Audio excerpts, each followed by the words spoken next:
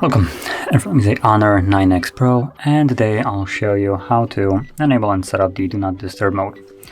Now to get started, we'll need to actually add the Do Not Disturb mode to our notification panel right over here. So to do that, pull it down, tap on the pencil, and you can see it right over here.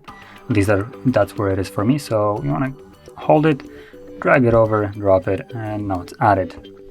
Now once you have added it, hold the icon again, and this will take us to the settings where we can quickly either turn it on from here. We can set up a schedule, set up who can call us or message us, and also have the option for repeated callers, which means that no matter what the option for calls is set here, if someone calls us twice within a 3-minute period, they will be able to completely bypass this right up here.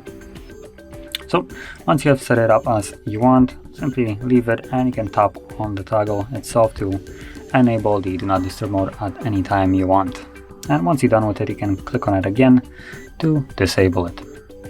So if you found this very helpful, don't forget to hit like, subscribe, and thanks for watching.